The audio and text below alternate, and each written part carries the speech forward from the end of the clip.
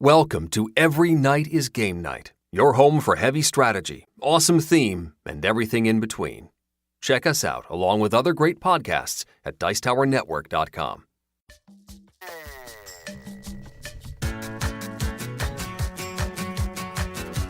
Every Night is Game Night, episode 119, PAX Unplugged 2018 Recap, Part 2.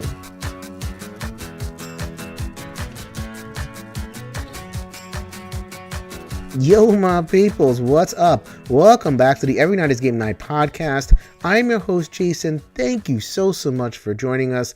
For those of you who celebrate, I hope you are having a very Merry Christmas.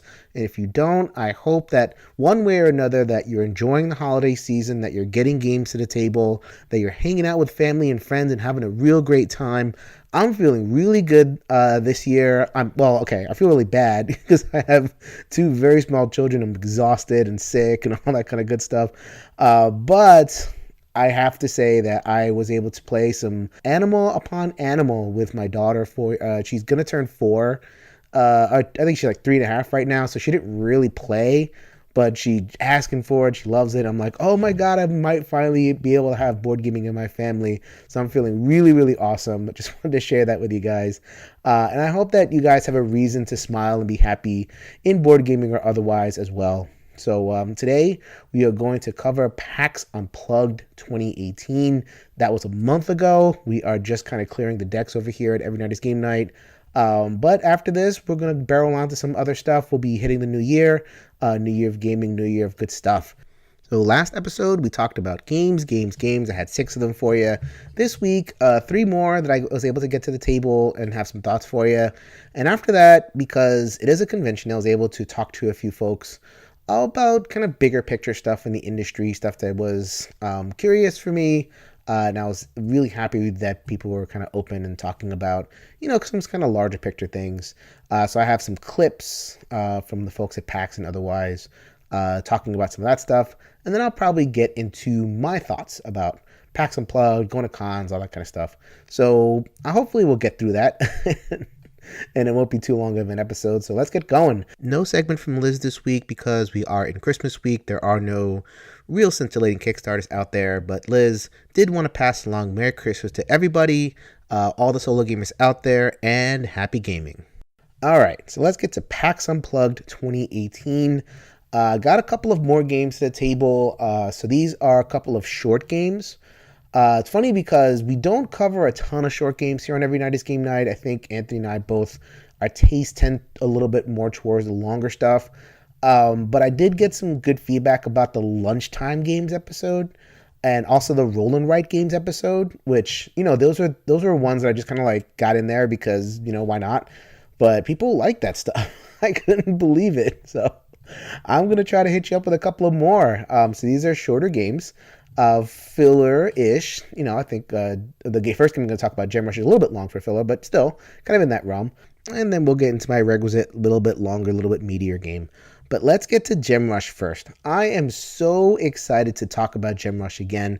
This is the first game that we are going to feature twice here on Every Night is Game Night. We talked about it first on episode 45. So that was our first that was our first one where we concentrated mostly on what we eventually would call Beyond the Hotness games that are excellent, but that don't get to play because of age, because of printing and all that kind of stuff. GemRush is always one that I've come back to. I played it the entire time I had the first edition, the pizza box edition with the sooty tokens and the cards that were not of questionable quality and wasn't the most pleasurable experience in the world, except for the gameplay. I've always loved the gameplay. And now we have the second edition. It is delivering to backers and is going to be available. Hopefully it'll be available as we release the episode. So if you don't know anything, if you haven't listened to that episode, you don't want to go back, very quickly, GemRush is a card-based dungeon crawler.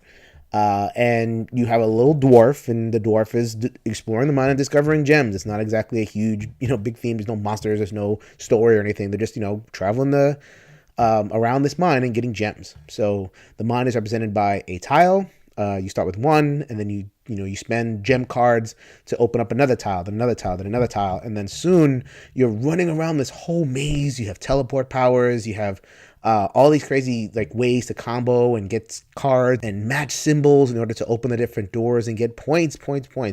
It's a quick game. It doesn't take too long, especially with the solo. You can bang out a game in a couple of minutes. A little bit longer with the competitive and cooperative. And yes, there are competitive and cooperative modes.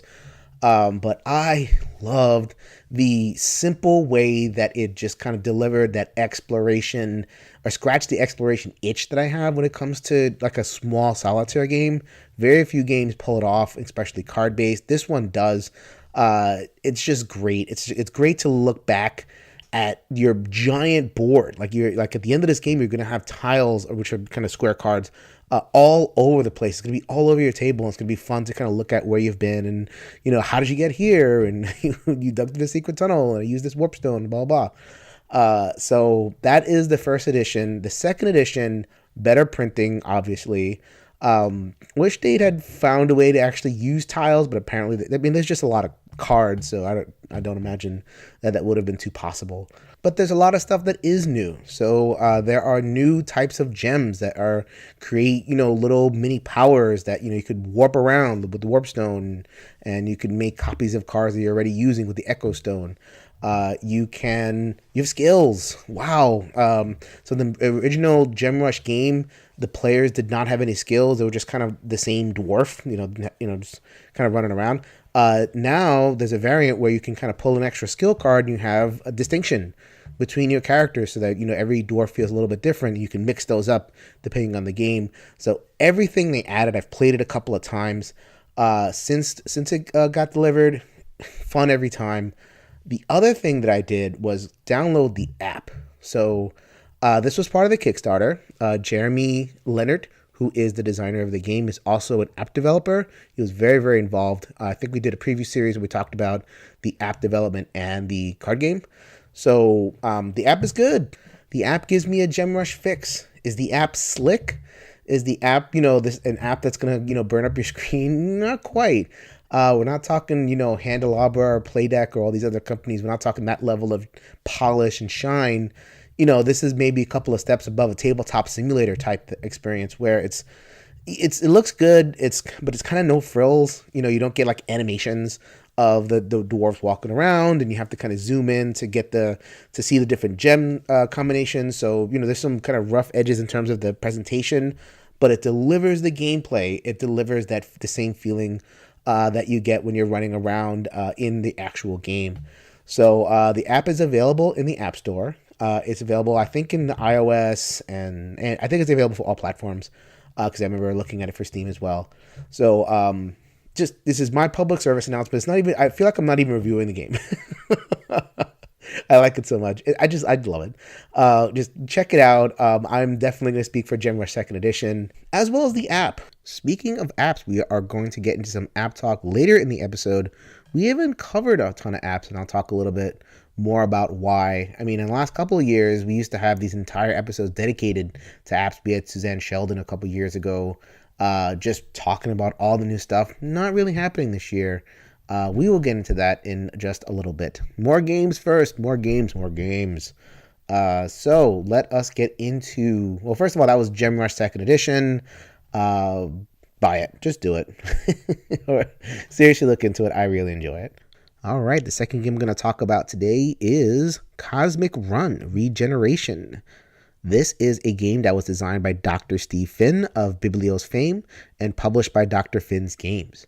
Like Gem Rush, this is a 2nd edition of sorts, although I think that Dr. Finn would say that this is kind of a new game in and of itself. Same system as the original Cosmic Run. Cosmic Run came out in 2015.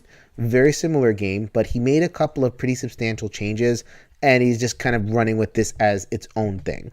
So if you have Cosmic Run, very, very similar. This is a kind of an upgraded. Think about like if this game were an app, it would be like kind of an update. And substantial enough that you might want to take a look at this one. So this one, not a card game. This one's a dice game. A very quick Yahtzee-style dice game with some modern edge dice manipulation along the lines of kind of a Deep Space D6. Think that kind of weight. Only in Deep Space D6, you're piloting one ship and it's getting assaulted out of a deck of cards. In Cosmic Run, you're actually a space commander and you are piloting multiple ships. So the ships are in space, of course, they're spaceships. And what you're trying to do is you're trying to get all your spaceships to complete their journey to different planet tracks and score points that way. There's 5 different planets, or at least there were 5 different planets in the original Cosmic Run. This new version adds a 6th planet just to kind of change up the gameplay. The further up a planet track you're able to get, the more points you're going to score. So there's a mechanic in the game where each planet every turn has a chance to get assaulted, and if it gets assaulted too much, it gets blown up, and then obviously you're going to score based on the position that you're in, where in the track when the planet exploded. So if you made it all the way, you'll get maximum points. If you made it kind of halfway, you get a little bit, and then if you didn't make it at all, you'll get negative points. So try not to neglect all those planets. So how do you progress? It's Yahtzee, like as I was saying before. You're going to roll dice, and each of the planet tracks has a condition that you can program a die, and that way you'll get your ship going that way. So one planet you can place 1s on that track and progress it that way. You can place a pair, 3 of a kind, 4 of a kind, 5 of a kind. Getting 5 of a kind is a little bit of a moonshot, so to speak. I made a funny. I made a space-based funny. Anthony would be very, very proud of me. So obviously, you can't just plan for 5 in a row. So there's a lot of mitigation. So you have alien cards, and the alien cards are going to give you special powers if you're able to buy them on a turn. Also, if you have a completely crap roll, you can always assign your dice to your personal card that you have, and you'll be able to reserve them as crystals, and the crystals will give you special powers as well. So lots of dice, but lots of mitigation, and a very, very quick experience. There is a multiplayer mode, and there's also a solo mode. So in solo, as opposed to going for a high score, you're going to try to make it up all of the tracks before any one planet blows up. So in solo, you're going to be gathering victory points. They're not for your actual score. They're actually resources. And the resources you're going to be able to spend in order to erect force fields that will guard your planet just in case the meteor deck comes out and is about to destroy it. So let's say you have a planet that is at 2 meteors and it's about to get struck by a third. You think so. You don't know because you don't know what the flip is. You spend you spend 5 VP to guard it, or you spend 10 VP to guard all the planets. So what the solo mode ends up doing is kind of challenges you to score, build up a nice high score so that you can guard the planets as much as possible, because the way the game works, you're going to get those planets kind of assaulted, so you can't just let it go because you're going to lose. So you have to score, and you have to, be a little bit crafty with the dice. It took a little while for the solo mode to grow on me, so I had to give it, multiple plays, but I really dug it after a little while just because of the way that they turned victory points into resources to protect your planet. So it really challenges you to maximize your score and think hard about the rolls that you make. So in a normal game of like a Yahtzee, say, you roll your dice and you just put it in the best available spot. So like if you get a Yahtzee 5 in a row, yay, I got a Yahtzee, that's it, boom. Here, if you get like that 5 in a row planet, that's great, and you might want to do that, but you're low on victory points. You need to protect your planets, so you might want to break that up and score points on your other tracks. So you have to make that decision, and that's pretty tense. It's like, what should I do? Should I break up my 5 in a row? Should I go 2 in a row? Should I go for those alien cards so I have a whole bunch of alien cards so I can kind of set myself up to have like bigger turn next time? What are these decisions doing in a little dice game like this? I could definitely tell that Dr. Finn, they had a do-over on this, and when you publish your own game, that's kind of cool that you can do your own game over. I don't think you can get the original Cosmic Run anymore. It's out of print. But this was a nice way to kind of fix some of the stuff. I mean, it wasn't a bad game, but I think that what Dr. Finn added with this game, with the 6th planet, and I think the alien cards are a little bit, less, that you can only use them once. You have to really think about, what they're doing and, how you can use them to the most effective way. And the fact that you can roll like this amazing roll, but you have to think about it. It's not about just the best pure roll. It's about how can I score the most points? How can I maximize my opportunity for points from turn to turn so that I can protect my planets and actually make it towards the end of the game? wow. The more I play it, the more I enjoy it. When I finish the recording, I'm actually going to take it out and roll it again, which is something I never do with a recording. I never I review a game, even if I love it, I rarely just take it out again and play it right after. I'm actually going to do that with Cosmic Run. Because I want to, play in that space again. And you can make it easier, more difficult. I play it and I kind of, I don't like a huge difficulty thing. So I put in a couple of miss cards in the meteor deck. But I really love the solo mode. The multiplayer mode is fun too. Co-op, co-op's a different game. I don't want to get too much into it. You have ships, but not every ship is on every track, so you're kind of constrained on which ships you can get, and you have powers to kind of replace that. A little bit kind of out of field for me. I think the solo is where it's at. I think multiplayer is fun too. I can really give a high recommendation to Cosmic Run Regeneration, just as I gave a high recommendation to Gem Rush. Two excellent card-based / dice-based games, and definitely two games that benefit from sticking with it. It's not just one of these games that kind of appears and then disappears. These are old games that the designers have clearly put a lot of love into. They've, gone back under the hood. They've added stuff. They've taken away stuff. They've changed stuff. And I think these two products are about the best that these two games are going to be. So very happy to talk about those and very happy to have gotten those plays at PAX. All right, one last full review for a bigger game this time. This is Wildlands. So Wildlands was on the Dice Tower thematic game 12 Days of Christmas list.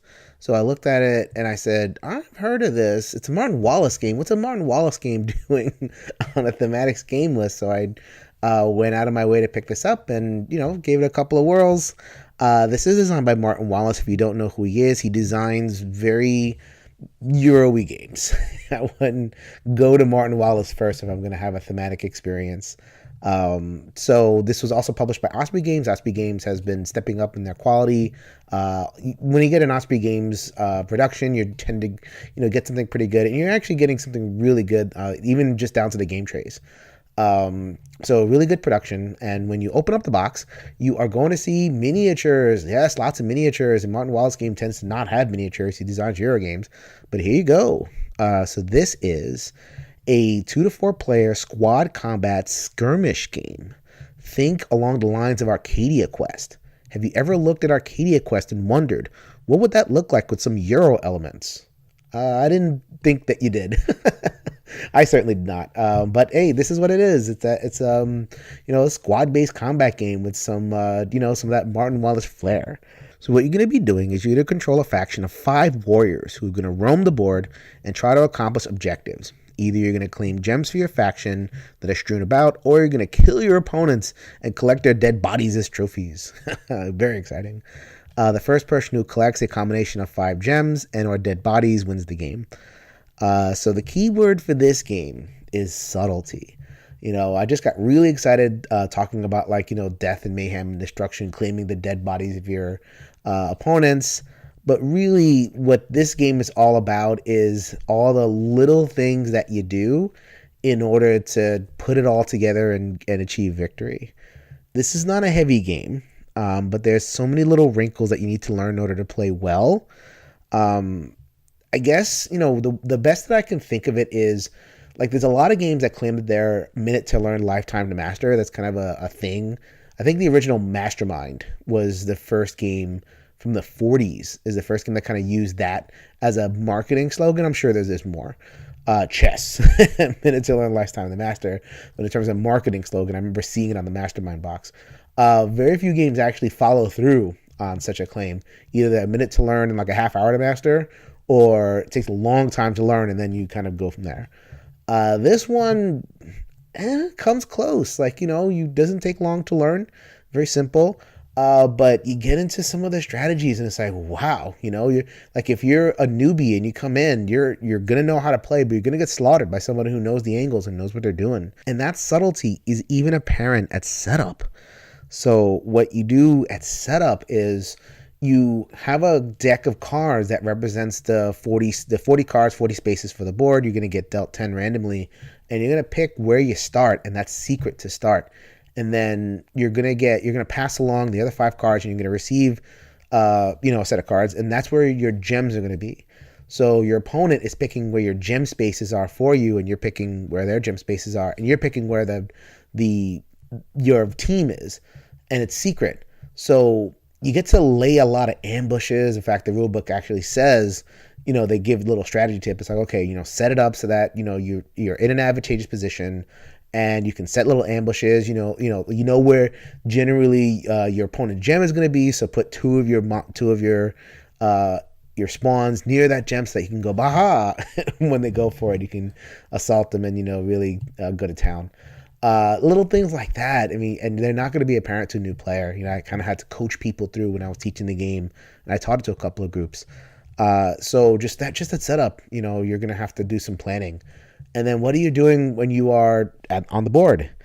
So then when you start, you're going to reveal one of your characters and you're going to start moving, usually towards a crystal. Everything you do here is driven by your own personal deck of cards. So with your deck of cards, you're going to have melee attacks and range attacks and burst attacks. You can have different kinds of movement. There's some defense in your cards, and there's little wild cards that give you, special abilities. You can play as many cards as you want in your turn with a hand limit of 7, but you draw 3 cards at the end of your turn, which kind of limits you. You have to be really smart about what you can do. So it's not like one of those games where you can go pow, pow, pow, fly through your deck or anything like that. Like you have to really, really careful about your resources and what you're going to do. So then as the game progresses, you're going to reveal all your characters and your strategy is going to kind of form. You're going to have to decide for yourself what kind of game you're going to play. Are you going to tend towards aggression? Are you going to try to, take out people and, score some points via dead body that way? Or are you going to go the kind of less confrontational, maximize your resources for movement and for claiming the gems and go that route? I think you're not going to be able to get away with doing one or the other exclusively, but there's definitely kind of play styles. One last thing to note is there is asymmetry. The decks are different, and the different heroes that you're going to be controlling do different things. One faction specializes in range combat, one faction specializes in movement or buffing or that kind of thing. So there is asymmetry. It's not like a huge amount. We're not talking on the level of root from leader games, but they're definitely play different. So if you want to pick up the different factions and try them out, that's definitely there's going to be some reward for you there. Okay, so I've played a few games of this. What do I think?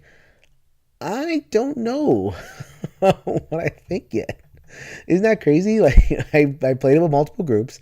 And I'll be honest with you guys, I've played it with multiple groups and nobody loved this game. And I think they had a couple of people that just actually did not like this game at all. One group was my co-op group that I have in New York that, God bless them. I wish I could hang out there more often, play my co-ops, but hey, what are you gonna do? They mostly went the non-confrontational route, and that was the same with some Euro players that I have up here in CT. They mostly went the kind of non-confrontational route as well. That's not that exciting. You go around and you pick up gems. That there's not really too much going on there, in terms of, this is a skirmish game. And I kept on trying to say, dude, guys, this is a skirmish game. You guys have to really attack each other and do stuff. So then when people would do that, the attacking is actually kind of cumbersome in this game because there's defense. So if you attack somebody and they have a defense card, they just discard the defense card and that nothing happened really, and that's where the subtlety comes in. So, you've denied them a resource, they've had to discard a card. So a kind of smarter player will oh, okay, they're going to be a little bit more liberal with their attacks and say, whether I did a damage to you or whether you discarded a card, I did something to you. But if you're just kind of getting into the game, you're going to be wondering oh, I didn't do anything. The attacking was a quote unquote waste. And then the other thing is only the person that gets the kill gets the trophy. So a lot of the people that I played with were well, I'm not going to attack you because this other person is going to come and get the kill and I did a waste of resources for nothing. So it ended up being not a lot of attacking. I don't know. It just felt like the game did not encourage interaction. I thought of I compared it to imagine a game of King of Tokyo, right? There's 2 ways to win that game too. There's attacking and there's scoring points. So scoring points is always more boring I mean, no one ever, everyone takes, unless they get like 3 threes, they're going to re-roll the numbers and try to get, the little claws and everything. In that way, just because of the fun factor, you're kind of encouraged to do the attacking. In this game, I guess there was just like 1 or 2 things that were just in the way. And, unless you were like either a really subtle player that's willing to kind of use attacks and use positioning and do all this stuff, like you kind of that next level tactical thinker, and also a Euro lover, like that's a pretty interesting Venn diagram of gamer, right? Someone who is into the resource management end of things, this hand management, and also into like, positioning and outflanking and ambushing and all that kind of stuff. That's kind of a narrow slice of gamer. If you like both of them, I don't know any other game that does both of them so well in a very easy to get to the table package. Put it that way. So if you hit that bullseye, this may be just the game for you. I did not play with anybody for whom that bullseye was hit. And for me, that's not quite my bullseye either. So I have a little bit of a hard time, the Wildlands is a great game and all that kind of stuff. But I have to kind of recognize my limits as a reviewer and say, this game may not be for me or the people that I was able to get it to the table with, but there's something here. And if you're the type of gamer that likes what I described in terms of that positioning and subtlety and card play and a game with a lot of depth and all that kind of stuff, but that's easy to get into, this might just be the game for you. Buyer beware, because the minis, I didn't find the minis so great either. So that's another criticism. Some of the minis were obvious. Like if you had a Minotaur, use the Minotaur mini, but the humans especially were a little bit interchangeable. I didn't find that it was very easy to distinguish. So people were like, oh, is this mine? Is this yours? Or whatever. We all got mixed up, but who's is whose? It's not like Arcadia Quest. So like Arcadia Quest is a mean version of this. There's no Euro elements in that game whatsoever. It's just like, let's just punch each other and screw each other and all that kind of stuff. Definitely prefer this game to that kind of melee. But because I'm a little bit of a teddy bear when it comes to a gamer. But what Arcadia Quest did, and I thought it was smart, was you had the big chibi things and you had like very distinctive minis so that you didn't really mistake, who was where and all that kind of stuff. Here, especially when you're sorting, and you're distributing the minis. Like if you're a human faction, you still have to kind of look. It's like, oh, is this guy? Is this that guy?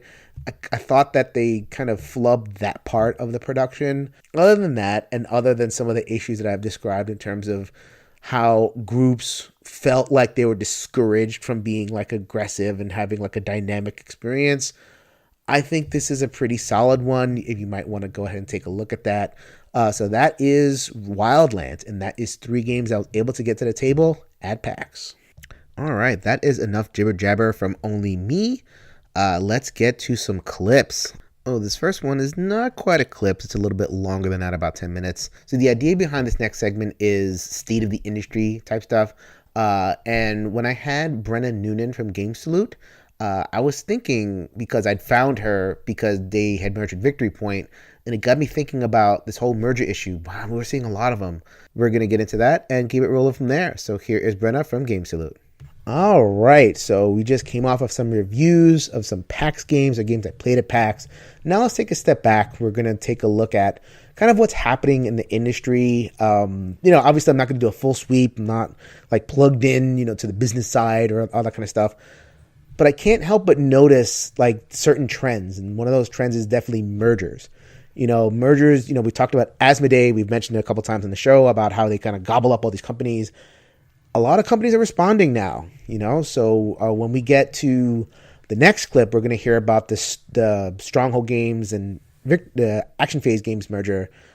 I had no idea that Victory Point was also kind of in on the fun, and they had gotten acquired by Starling Games. We talked about it on a preview series a couple of weeks ago, and we're going to talk about it now with Brenna Noonan, who is Director of Marketing with Games.If. Welcome back to the show. Hey, thank you so much for having me. So this is the reason why I wanted to go into this topic in particular.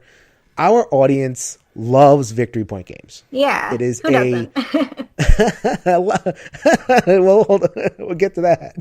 Oh, okay. So Victory Point, I'll just get right to it. Like Victory Point kind of has this kind of mixed reputation among gamers. When it first started, right, it was the company that did the pizza box games, the locally printed laser cut games. You got their games, and there was like, you had this handkerchief, and you had the soot, and you had,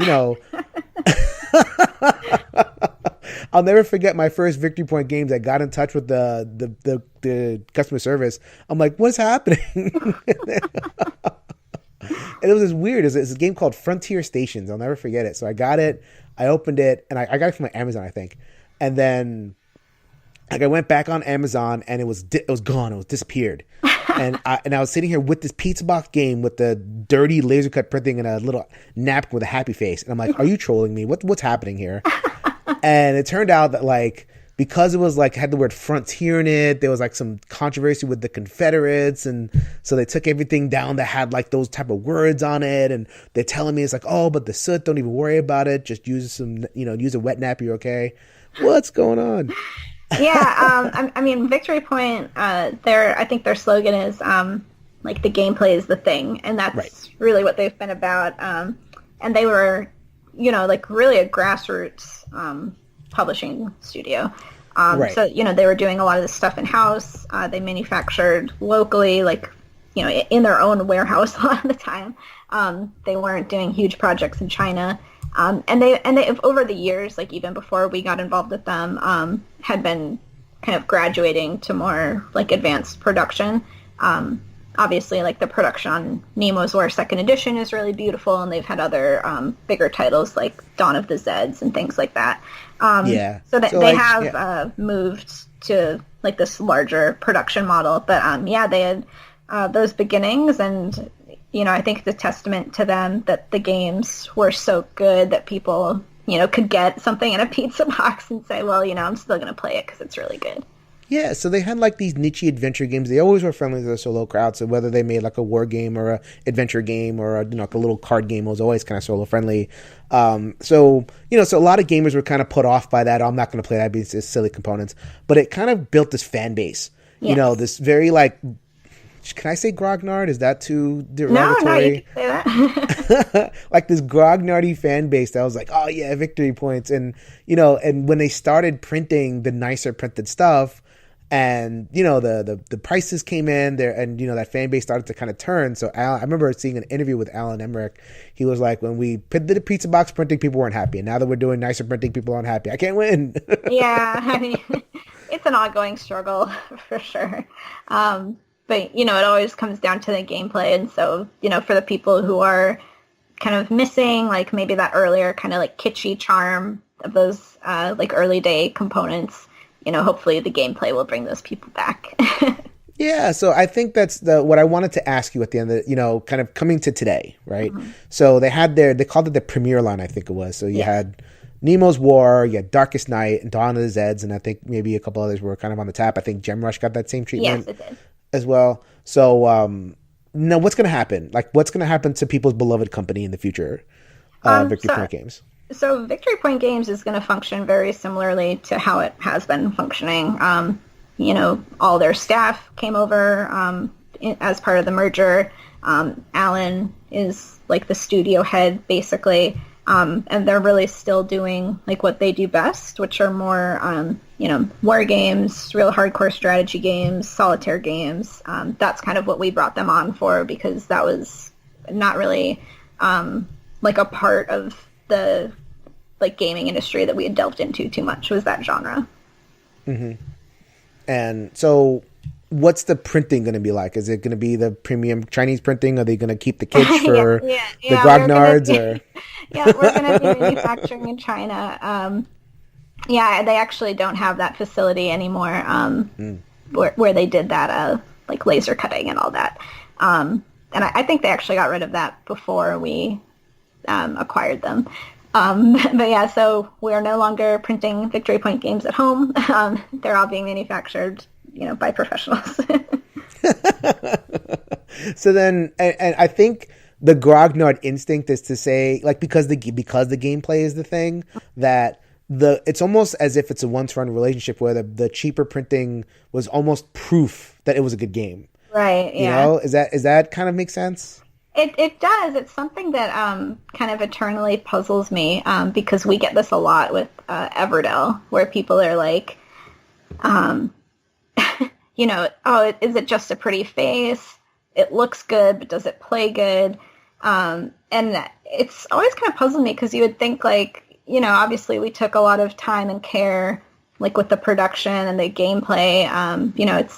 People have said that it's a very like well-balanced game, which we worked really hard to do.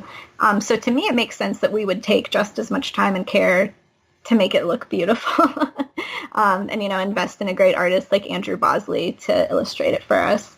So I've never really gotten that attitude that like, because something looks good, it's all flash and has no value. Well, I guess it's like, it's almost this mentality that there's kind of a zero-sum game when it comes to what you can put into a game. Mm-hmm. So you can only put X amount of money into it. And what are you going to spend that money on? Are you going to spend that money in development and testing, or are you going to spend that money in the flash? Yeah. So that kind of thing. So like, you think about X I wish we could campaign. only put X amount of money into a game. Yeah, I mean, you think about like X Minis campaign, right? So like let me not put a company on blast, Simon.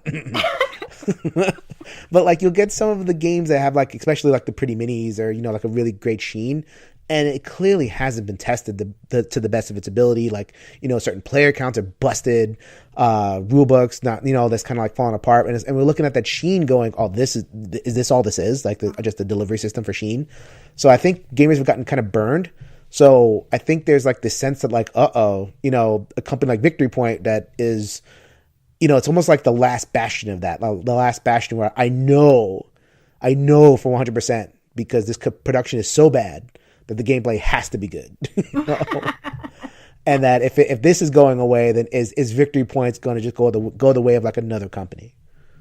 Yeah, what I can tell you is, like, Victory Point, even before we came in, had been doing such a good job with their Premier line.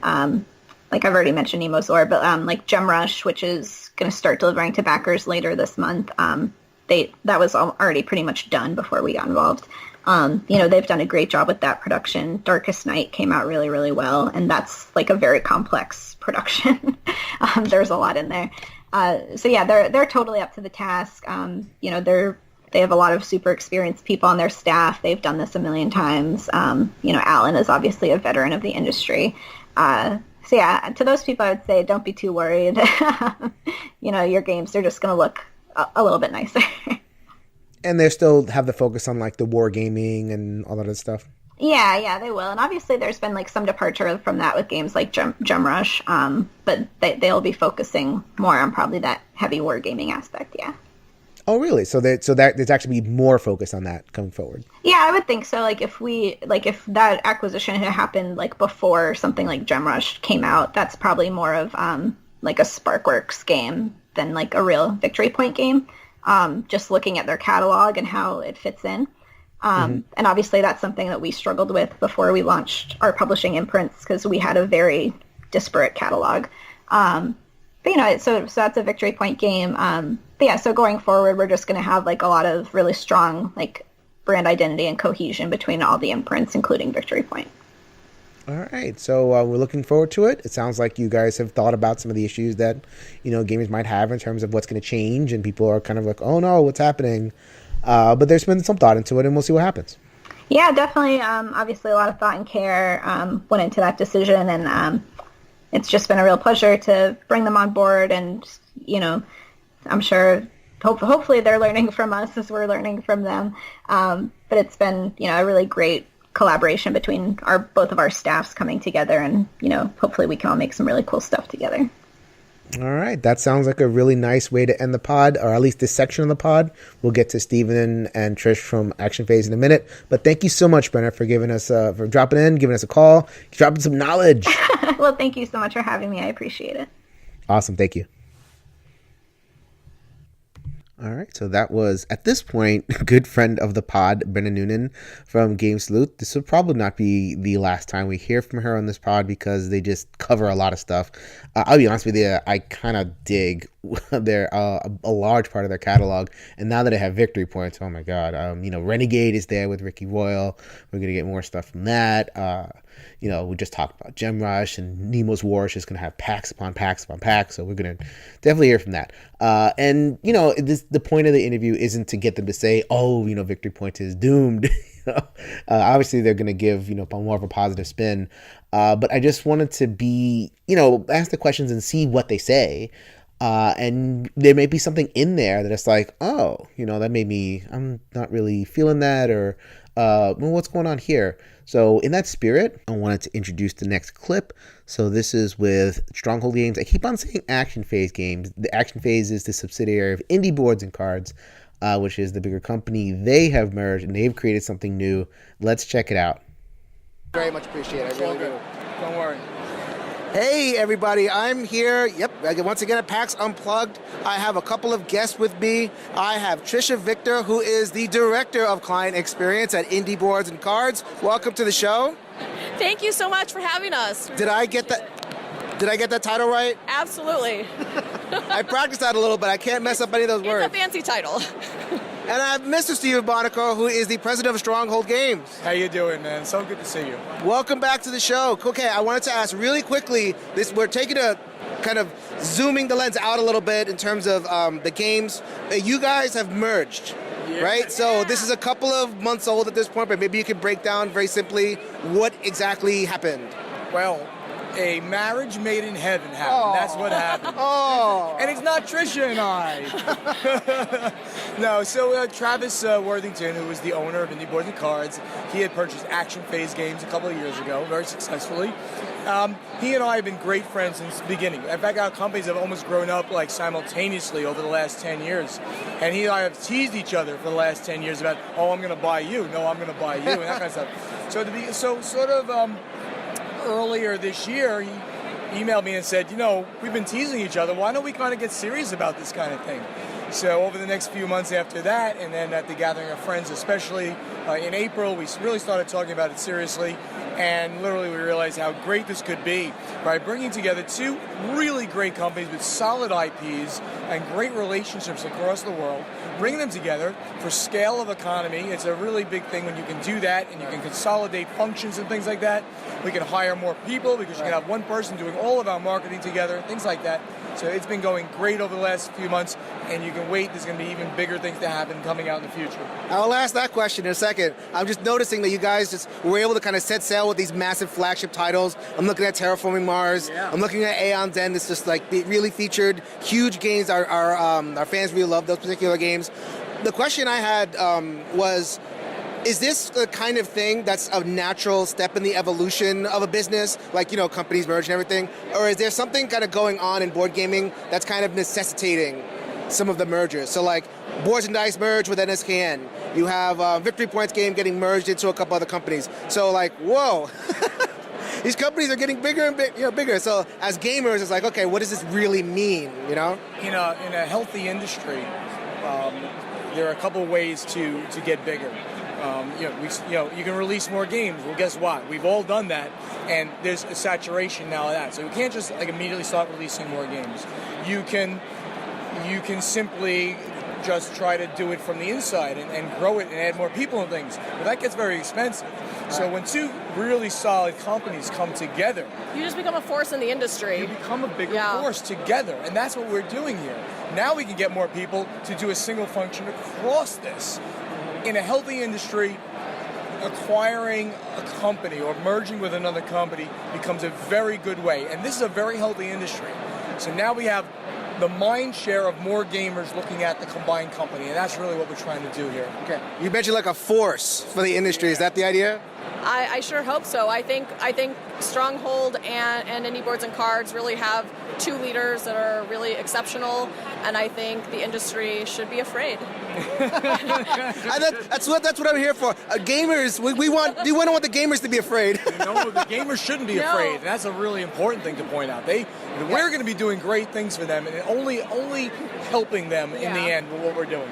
Okay, so obviously the last question is looking towards the future. I heard you on Board Games Insider talking about how a big benefit is more capital. Like, let's say you want to do like a bigger project or something like that. Okay, we have more resources. We can kind of get that going. Maybe give us a little bit of a taste, an example of what kinds of thing you're thinking about when it comes to like a bigger project. Well, I mean, there's so many possibilities with that one. I mean, one of the things we have been hinting at for a long time is a really big version of Terraforming Mars. I don't mean size, but I'm saying like with like tremendous components, like, you know, all deluxe, all 3D pieces and stuff like that. We've been hinting that that's possibly going to happen, so we're playing with the ideas right now. And you know, I'm listening at Indie Boards and Cards, the Aeons on Legacy is a huge Aeons on Legacy is huge. I've been pushing for miniatures, so I'm not going to say we have miniatures, but maybe look at something in the future, guys. Just saying, wink, wink. Yeah, right. That's that kind of thing. So like, I think of the Fantasy Flight model. They can do an LCG, cards all the time, every single month, and that takes a lot of capital to do that. So that I think thinking along in terms of that kind of stuff, where it's like projects that are only possible with a big company like that. So like, you know, we can't get Arkham Horror LCG or unless you have a whole bunch of backing behind it. So I was just wondering if you guys were thinking along kind of those lines. LCGs and those kind of things is a very, very specialized thing. And, you know, Asmodee, for all of what, you know, you can say, they hold true big dominance in their position. We're getting big. Just getting there, yeah. We're getting there. We're not going to be that level at any point soon. I would suffice to say that I don't believe that LCGs are in our future. Right. It's very special. I guess that's an example. They're not necessarily in our wheelhouse, because we have our good social deduction, and we love those interactive games. And Stronghold has such the specific thing that they do, and even Action Phase has a specific thing they do. So I think it's good that we can all kind of come together at the same time under one big indie game studios, but we all have that really good niche that all meshes well together. So looking at like your existing titles and kind of in that family, but just like bigger and better and more beautiful and more distribution and all that kind of stuff. Absolutely. You know, like so Stronghold has traditionally stayed away from Kickstarters, but now, like with this merger, Indie Boards and Cards brings so much. We have the manpower and the people to actually help them do that. And so much knowledge. Yeah. I mean, I can't run a Kickstarter. I just don't know the right way to do it. They do. And we've run so many successfully, so it's a great partnership to merge that together. Aeons and the digital game just funded today. Yes, we're so excited on to stretch goals. Everyone stop by booth 2914. I got some stuff for you. Yeah. All right, thank you so much. This was Stephen Bonacore and Trisha over here, the director of creative. Oh, I missed it up. Client experience. There you go. Thank you so much for the time. Thank you so much. Thank you. All right. So, not quite the answers that I was going for. Yeah, I kind of laid my cards out on the table a little bit towards the end of that segment. I want new stuff. I want to be wowed. I'll talk a little bit about that towards the end of the episode. But it is, going around PAX, seeing, kind of the same old games. I was hoping like a big company. Let's take some chances. Let's take some risks. And, they have a certain business model and they have some successful titles and they're going to ride those titles and see how much money they can make. So after PAX, a couple of weeks later, it was announced that they would be doing Terraforming Mars Legacy. So I think that's an official announcement, and maybe it's a rumor. I don't know. I'm not surprised because Terraforming Mars is a beast, expansion after expansion, and Aeon's End Legacy was at the show. I'm playing a campaign right now. Just finished my second game, and I'll probably have a review, I don't know, maybe February, March, around then, depending on when I can get that finished. I don't know that I'm excited about that. I mean, there's so much legacy out there. When it first came out, when Risk Legacy first came out, I think it was 2012. Wow, that was such a really fun, they took Risk. Risk is not a great game, but it was a really fun game. Pandemic Legacy is still one of my favorite games of all time. And are we beating a dead horse here? Maybe, I don't know. I'm 2 games into Aeon's End Legacy, and I gotta say, it's fun because Aeon's End is fun. It didn't really bust things open. And maybe they surprised me. Maybe, towards the end we'll get, a little bit more. So I'm going to stick with it. But is Terraforming Mars Legacy going to offer like new stuff? I don't know. But at least, we get competitors for Asmodee. Asmodee's buying a whole bunch of stuff up. So other game companies are not just going to fold over. They're stepping up to the plate and going to try to compete. So that's a really good thing as well. I mean, at the end of the day, at least that's a good thing. So we'll get some different stuff there. All right, so that was it on the board game side of things. We're going to close off this last segment with a little bit of digital. Yes, digital board games are something we occasionally talk about. And we have somebody very well versed in the digital side of things. It is Jeremy Handel from Handelabra Games, maker of all sorts of games that we are playing now. Let's check it out. All right, we are back at PAX, and I'm here with Jeremy from Handelabra Games. Yes, Jeremy from Handelabra Games. Jeremy Handel from Handelabra Games. That's where the name comes from. Yep. Founder of Handelabra Studios, which is the developer of a lot of games that we enjoy. One Deck Dungeon, Sentinels of the Multiverse, where you got to cut your teeth, I believe. Yep. That was our first. It wasn't our first ever game, but it was our first digital tabletop game. The first digital tabletop game was a studio before them, and then you guys kind of really broke out with Sentinels of the Multiverse. And now you're demoing Aeon's End. Before we get into some of the bigger picture stuff, which I want to talk about, Aeon's End just funded today. Yes, this morning at 9 a.m. we got our final bid, and we are now fully funded. Hooray! Until people pull out and cancel their budget. You never know, yeah. Exactly. Yeah, we're actually still on Kickstarter until Tuesday night is when it closes, so we still got some time to get some stretch goals, which we're really hoping we'll get to. Absolutely. And Aeon, so if you listen to our friends over at Co-opcast, you did a long interview with Peter. Yep. So don't want to go over too much of that ground. Please go listen to Co-opcast to go over like why Aeon's End and all that kind of stuff. But the basics of that is you're looking for games with a lot of variability, right? Yes. Yeah. We really like the idea of a game that is built on strong systems. Some games have really simple mechanics and you play them on the tabletop and they're a lot of fun with your friends, but once you've played them a dozen times, you kind of get it and you're kind of done. Games like Sentinels, games like One Deck Dungeon, and especially like Aeon's End are built on strong systems so that when you change just one little thing about it, maybe you play this mage versus that mage, the game feels completely fresh every time. And that's what we like. And especially because, a game like this has so many expansion packs over the years, we can hope to add all that content. And by the time, we've got it all in there, it'll be almost impossible to play the same game twice. And we think that those are the kinds of games we like to build. Ones that have long histories, tons of content, and will keep people excited and playing for years to come.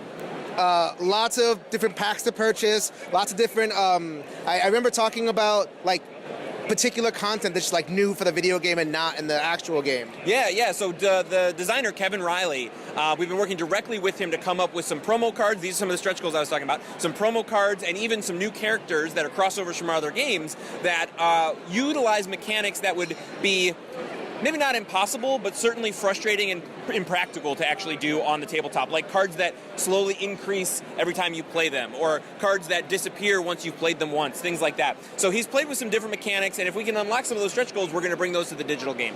All right, so I guess zooming the lens out a little bit, what I've noticed over, I guess, the last year, in 2018, the story with digital gaming seems to be that a lot more is releasing to Steam first. Yeah. So, like, we do a award show every year in terms of the digital tabletops, and everything's available for iOS and Android and whatever it is, but now it's like the biggest games are launching on Steam. So maybe you could talk a little bit about why that change is happening. Sure. So we actually, when we launched Sentinels, we launched it on iOS first, iOS and Android actually, tablets. And the first questions that we started to get once we launched it was, hey, is this going to come to Steam? And we had never even had plans to do Steam, right, but people were requesting it. So we went through Greenlight, which is what you did back then. And we were greenlit in 30 days, brought it to Steam, and immediately it started selling better on Steam than it was selling on mobile. Not orders of magnitude better, but better. And so, given that Steam has been so easy to work with in terms of as a developer, they've got great systems for helping us deliver betas. They've got great systems for testing. They work with us to do things like delivering Steam keys for Kickstarter rewards, right, and things like that. Because it's such an easy platform, and because we technically make more money there, it has sort of shifted for us to be like, if we can launch to Steam first, that'll make us more money, and then that'll make it easier for us to launch it on mobile afterward, versus trying to launch all at the same time. Now, we work in Unity, which makes it really easy to develop for multiple platforms at once, but from a release perspective, being able to market to the platform that is the easiest to work with has so far been why we've gone that route. I can't speak to other teams that have done that, but like another good example is our second game, Bottom of the Ninth. We launched that on mobile first because that felt like a more mobile experience. It's a more bite-sized gameplay. It plays a little bit faster. It's head-to-head versus cooperative. And we found that the deep strategy games, Sentinels, One Deck Dungeon, Aeon's End, these are games that people like to sit down and really dig into in the same way you might play like Civilization or something like that. Terraforming Mars is out on Steam, not on mobile yet. Exactly. I think Scythe is coming to Steam first. There's a lot of those bigger games. Exactly. The deeper the strategy, the heavier the game, the more likely it's going to perform well on Steam in our experience. And so that's why, Aeon's End is very similar to Sentinels in that way, and we felt that, we certainly are going to bring it to mobile, and in fact, we already announced on the Kickstarter that it will be coming to mobile about a month after it comes to Steam. But, getting it to Steam, especially for the Kickstarter, was so much easier with the way that Valve makes it easy to work with them that's why we chose Steam first. And so, I think the pledge will be closed by the time we get to here, but in terms of getting the mobile, your $15 that you pledge will get open both? No. Because we can't deliver keys for mobile, there's no way for us to take payment for mobile via the Kickstarter. If you want it for both, you can certainly get it for both, or you can sort of wait and get it for mobile later. And like I said, it is only going to be about a month wait. So, if you're really hoping to play it, at least now we know it will be coming out a month afterward for mobile. Has there been pushback for that? Because it seems like, mobile was way on this side of the pendulum, and then Steam was like, oh, wait a minute. Has the pendulum swung way that far where people are like, where did the iOS come from? Or have you feel like you kind of met that middle pretty good? Yeah, I think it's probably in the middle right now. There's no part of us that ever thinks we are only going to release a game on one platform or another. We want to get the game to as many fans as possible on as many platforms as possible. It's just a question of, for us it becomes a business decision. Where's it going to make the most money? Let's hit that one first, and then we'll have the money to make it on the other platforms. Okay, so for any listeners who are kind of thinking like, why are all my awesome games coming out on Steam? At least on one developer's perspective, they're trying to bring it out on everything, and that it's just kind of the way it is. If we're patient, we get it all. Yeah, pretty much. Cool. All right, thank you so much, Jeremy, for the time. I appreciate it. My pleasure. Thanks for stopping by. Oops, I'm sorry. I forgot one more question relative to our relative to our audience. The next project after this is Spirit Island. Yes. We are super excited about that one. Yeah, so obviously we've worked with Greater Than Games in the past with Sentinels and with Bottom of the Ninth, and Spirit Island came out a year ago, and we immediately fell in love with it just like everybody else, and it fits right in exactly what we found that we're really good at, which is lots of cards. Yeah, it's a deep strategy, cooperative, and it scratches that itch, and I think that we're excited to work with Greater Than Games again. They're excited to work with us again. We're probably going to be breaking ground on that sometime early next year, so stay tuned for more news about that. We don't have any dates or anything to announce yet, but that is our next project. Oh, so breaking ground means like putting in the first 0101? Exactly right. Right in the first code. Similar to what we did with Aeon's End, we would want to, if we were going to bring it to Kickstarter, which is still an open question, we would like there to be a playable demo so that people can get a feel for what it's going to look like, what it's going to feel like, what it's going to play like. That has been really great with Aeon's End. People have told us that being able to actually see the game and not just see how it looks, but actually play it themselves has been a real big help. Yeah, so we're not going to get that for a while, guys. We don't have to be too excited about that. But no, the fact that it's coming out the pipe is really exciting. Yeah, we're super excited. It's such a fun game, and it has just been setting the world on fire in terms of how exciting it is. They just raised almost $800,000 with their second Kickstarter, and we're hoping that that same fan base is excited to play it on their PCs, maybe on their tablets, maybe on their consoles. Who knows? Switch, Xbox. We'll see. Oh, looking for Switch, huh? We would love to. In fact, we've already been in talks to try and bring Sentinels over to Switch. Because we just think, Asmodee Digital is doing this big push on digital tabletop games. We think that we agree with them. We think it's a great platform for it, and if we can get all of our games onto it, we totally will. Fantastic. Thank you so much. Thanks a lot. Wow. I am fully aware that not all of our listeners are into the digital side of things.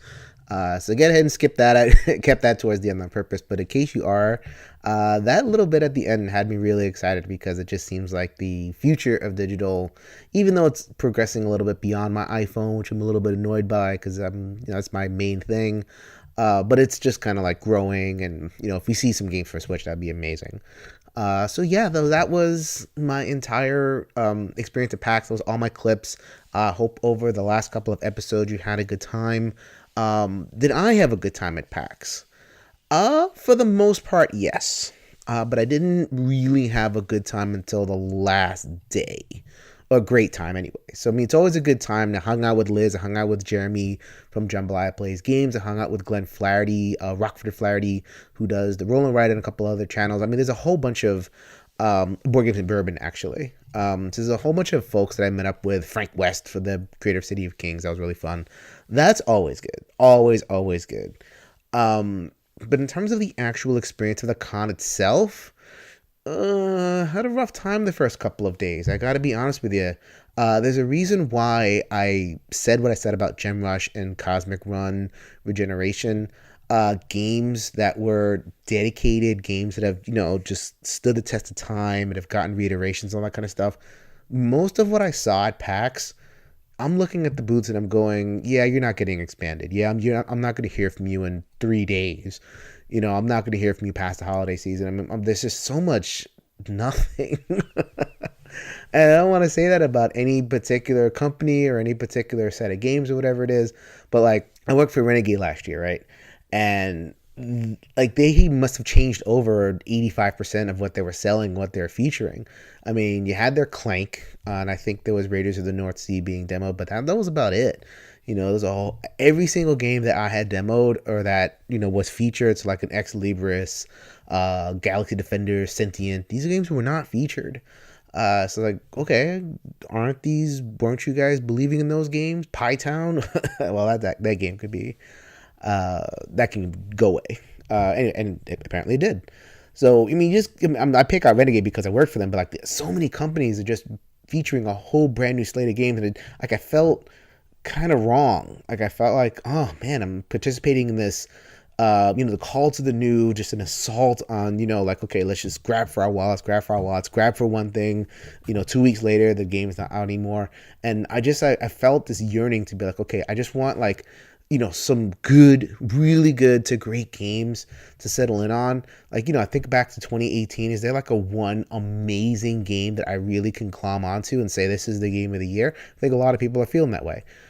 So people are saying 2018 is not that great a year. Tom Vassell had this Tom Think segment on one of his Board Game Breakfast saying that, no, this was a really great year for games. It wasn't that Capcom game, but there were a lot of sevens.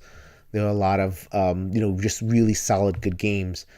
And I guess that's not good enough for me anymore. Like, I sell my sevens unless the game is like fills a niche or it's like small and it's not worth selling.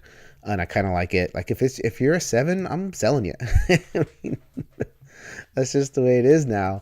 And I felt that. I felt that walking the halls of PAX. Like, I'm surrounded by 6s and 7s. Where are the 8s? Where are the 9s? Where are the 10s? Where is the love that is going into some of these games? So I kind of had a moment with that, especially Friday when I got there and I was kind of walking around. But then, slowly I'm like, you know what? Let me just get out of that mindset. Let me get out of, just any negativity in general and focus on the games that I really wanted to demo. So that's when I demoed Comanauts. I demoed Tidal Blades, which is a game I did not talk about because I didn't really get.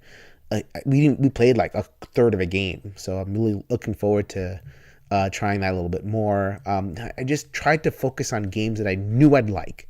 So let's shut out the noise and let's just focus on the good stuff, Jason. Come on, man.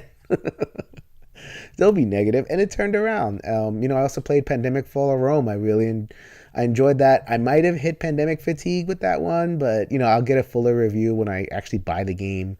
I found out that I don't have to rush out and buy that game. I'll wait until like a little clearance or trade or something like that. So that was great. And just to be able to kind of identify the stuff that I like, and play it and enjoy my time with Liz and whoever, and Anthony. Playing with Anthony and Chris was amazing. So at the end of the day, I needed to kind of adjust my mind to PAX. But when I did, it ended up being a really fun show, and I'm looking forward to next year. I enjoyed it much, much more than the demo. I'll never regret demoing. In fact, I might go to some of the other cons as a demoer. But for PAX, for how much of a central game players convention it is, I think I'm just going to buy the Airbnbs, go as a media person and just play and, hang out with people and, hang out with you guys. Like the other thing I did was hang out with the One Player Guild. A bunch of folks in One Player Guild were there. Susie organized it. Well done, Susie. Joe Pilkus was there. A bunch of other guys were there. Benjamin Ninja People that I'd seen, whose usernames I remembered. We made a joke like we should all have like tags, kind of name tags with our usernames as opposed to our real names, so we'd recognize each other. That was fun, and I want to keep on doing that. And so I'm going to put the call out. I think of next year, I'm going to try to make it more of a thing where I reach out to you guys, the listeners. There's a lot of listeners to ENGN. Thank you so much. I say thank you and like as a pro forma thing whenever I do the intro, but I really mean it. And I want to try to interact with you guys more. So it sounds like PAX is going to be the thing that I do to reach out and have opportunities to game with folks.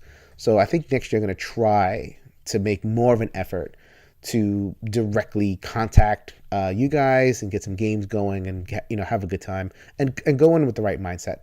Just don't look at those other crappy games. There's good stuff out there. Focus on that stuff. Okay, so that is another long one, but I hope you enjoyed that regardless. Hit us up, ENGN_podcast on the Twitter, everynightisgamenight.com, Every Night is Game Night Facebook group. Go ahead and throw us a rating on iTunes, SoundCloud, Stitcher, Google Play, wherever you get your podcasts.